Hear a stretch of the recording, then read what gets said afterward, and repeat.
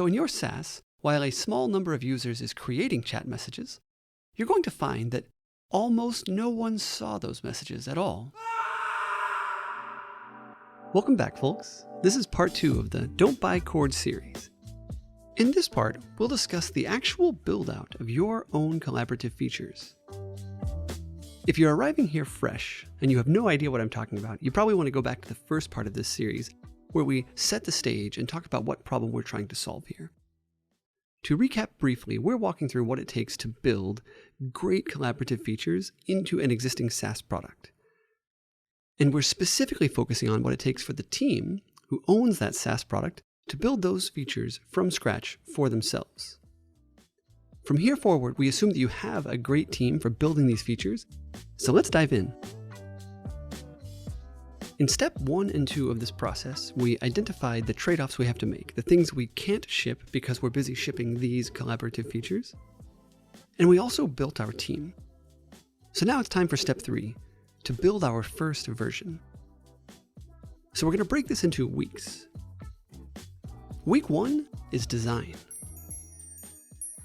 Building the first version of collaborative features is pretty fun, actually. Your engineers, designer, and product lead will love this work. Thinking through what good collaboration might look like for your product is thrilling. When you imagine your product with things like commenting, annotations, real-time presence, it's easy to get excited. Your users will be thrilled to have these sweet, sweet features someday. Most product teams start with some sort of chat feature, a comment thread, for instance. Your designer will need to mock up what the chat thread will look like. They'll have to think through things like different operating systems, fonts, screen sizes, screen resolutions, and browsers. Especially for screen sizes, you'll have to be pretty thoughtful about how much screen real estate you're going to devote to the chat thread. Your first week or so will be all about prototyping in Figma and thinking about the implications of different design choices. It might seem like a long time, but building the wrong collaborative features is much, much more expensive. Weeks 2 and 3. Identity yak shaving. Something that emerges pretty quickly from trying to build chat is that you actually need a fairly strong notion of identity. You know who your user is because that person logged in. But does that person know who other users are? It depends on whether or not you've already solved problems like usernames or nicknames. Do you have good profile photos? Have you built the APIs required to get these bits of information into the product easily? For many teams building their first pass at collaboration, it actually starts with a load of plumbing around identity. You'll have to handle profile picture file uploads, but if you use single sign-on with Google, for instance, you'll also need to support getting the profile photo from their APIs. Now there's API key management and request quotas to worry about. But you've got the team required to build this. Shouldn't take more than a couple of weeks for an experienced team. You'll need some design support here too, and front-end support. If you offer a profile photo upload, someone is going to upload a massive, ultra-high resolution photo to it. Oh! You'll need to handle things like imagery sizing. Likewise, people usually want to be able to crop their photo after they've uploaded so that it shows up nicely. Profile pics are always square or round, but photos are always rectangular in some other proportion. You're going to want to invest a few days in getting that profile uploader and profile pic rendering logic to be sound. Your operations person will be able to sort out the S3 buckets and such. Week 4, Chat, version 0. By now, you've got reasonably good user identity sorted out. You have designs for showing chat messages between users in a way that feels on par with most basic chat systems. Now you need to think about the message contents. Users will want to format their text. We're a long way from the days of SMS-style chat messages. People expect to be able to make lists and bold their text. They want to be able to paste links and images. After you've got your identity management sorted out, you need to agree on a data model and feature set for the basic chat experience. This will require cross-functional work. Your designer will need to design a chat composer and a chat thread UI. This will need to work with your existing product design systems and colors. You will also have to think about things like when a user pastes 3 pages of text into the composer and hits send. Users do weird stuff. You definitely don't want to just render a 6,000 pixel tall message. So your UI engineer is going to have to get very creative about message measurement and rendering. Users understand things like read more links, so you can reuse some existing UI patterns here. But there's a hidden trap. What happens if you clip a message in the middle of, say, bold text? Or maybe in the middle of a link? The key point here is that you have to be able to truncate messages to have a clean UI. Your UI code is going to be complex. You can expect it to take days to get this anywhere close to good. Doing a good job here is a lot less straightforward than what our intuitions tell us quick and dirty chat should be. 1 week is a very, very optimistic estimate of how hard it is to achieve decent message rendering in client-side code. Week 5. Chat, version 0, continued. Alongside all of that tricky front-end code, there's a really hard server-side problem you're going to need to be tackling. That is, how do you store these chat messages? I mean, you need a database for a start. But even then, there are a load of small decisions to make. The read patterns on chat messages is heavily biased towards new messages. Months-old messages pretty much never get read. So you need to be able to query by date and sorted. And because of that, you can kiss MongoDB goodbye, unless you want to reinvent features that relational databases are already amazing at. Chat messages are also chained together by the conversation itself. You need to be able to go back from any message to whatever message preceded it or followed it.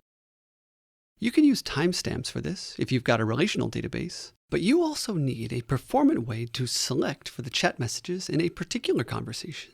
So you probably need a compound primary key. And if you decide to go schema-free, you're going to have to come up with something yourself. Also keep in mind that users expect to be able to delete and edit messages. So from a data modeling standpoint, you're going to have to solve for these cases. A simple cursor-based solution will be complicated by deleted messages, requiring more complex database queries. Week 6, chat version 0, still going. Did I mention deleting messages? Well, that requires UI work. It also requires design work. There's a bunch of nuance here too.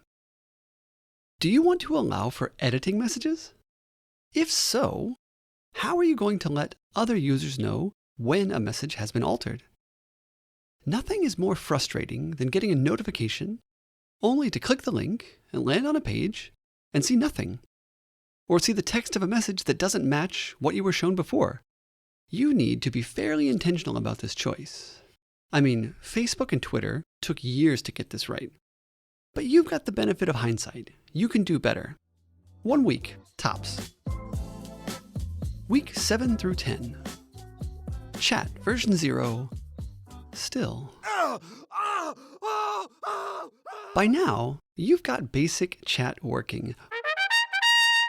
A user can land on a page within your SaaS product and make a comment. This is starting to shape up. At this point, you are going to discover something important about humans. When there's nothing specific to do, we do nothing.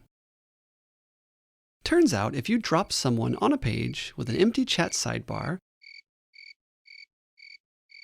people don't instinctively chat with it.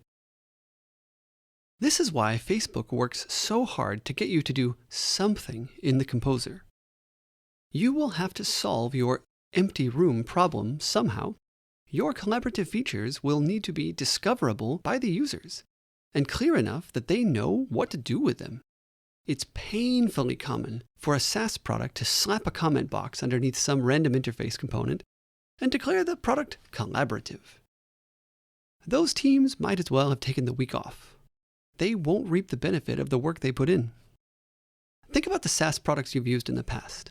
You've seen those comment boxes or message the team boxes underneath some part of the UI, and you probably didn't put anything in them because it wasn't clear who it would reach. It wasn't clear what you were typing for. It wasn't clear what this chat box even does. I have an example in my mind of a product that we used inside of Cord, a recruitment tool. And it had comment boxes all over it.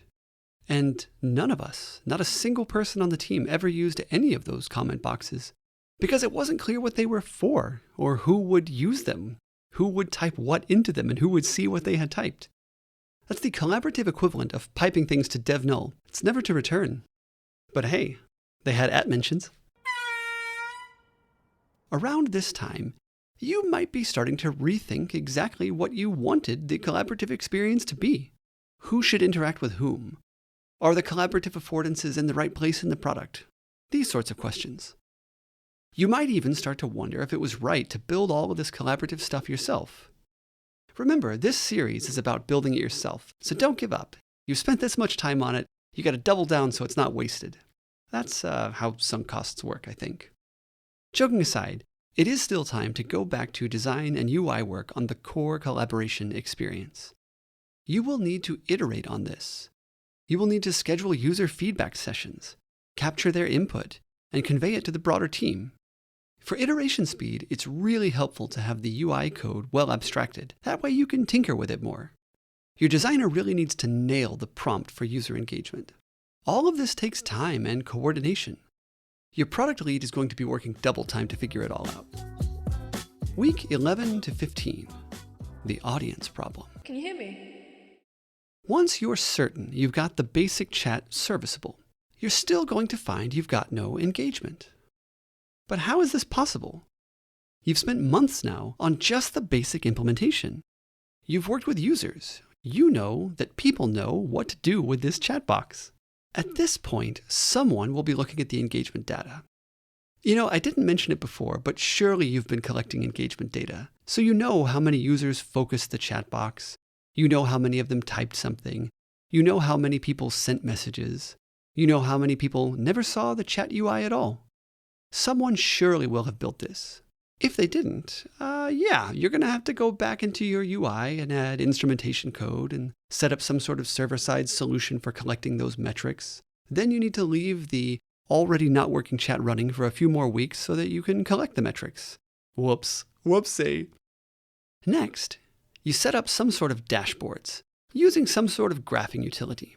Your operations person will handle this for you. I'm sure the IT administrators, if you have them, will make that easy for them. With those dashboards, you'll start to dig into what's actually happening with your sweet new chat features at long last. What you're going to discover is that only a small number of your users create chat messages. That's typical. After all, most of the content on the whole internet is created by a tiny subset of users. So in your SaaS, while a small number of users is creating chat messages, you're going to find that almost no one saw those messages at all. Despite all the work you've put in so far, the problem is that most people aren't stumbling onto the chat messages that your most engaged users are creating. The problem here is twofold. First, people usually won't know who is going to see their message, so they won't send one. Fear of embarrassment is a much, much stronger feeling than the warm glow of collaborative nirvana. The majority of users are going to avoid the risk. This kills most engagement and restricts your throughput of content to just a tiny subset of highly motivated users. Second, just because I type a message into a collaborative chat box and hit send, it doesn't mean any collaboration is actually going to happen. Think about it. Consider all of the possible screens of your app for the average user. What's the likelihood that shortly after user A types a message on a particular page, that user B happens onto that exact same page and sees the chat message that A sent? In practice, I can tell you, the probability of that happening is very, very low. So now, you have to tackle the audience problem.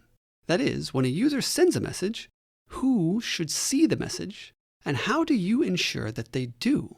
Your server-side engineer is going to have to get well acquainted with email sending APIs for a start. But do your users even use email? Or did you maybe build on top of Slack single sign-on? Maybe it's both. Maybe you have really time-sensitive content that also needs SMS notifications. Sending notifications is hard, and it takes a lot of work to support properly. Oh, and before we move on, let's not forget about seat sharing. Your product is probably a lot like most SaaS products. Some teams pay for each seat they need, And some teams give 5 people the same username and password, and everyone is the same user.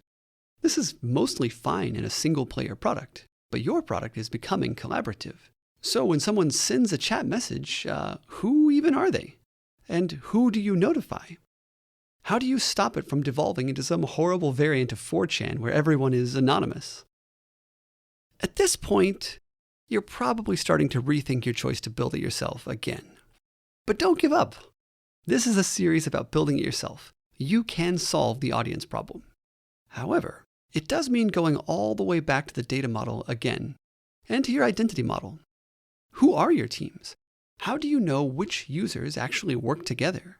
If you've got small teams, you can probably message them all. But what about large teams? You don't want to be spammy after all. So what you have to do is experiment and iterate. That means doing things like clustering your users and test driving different notifications mechanisms.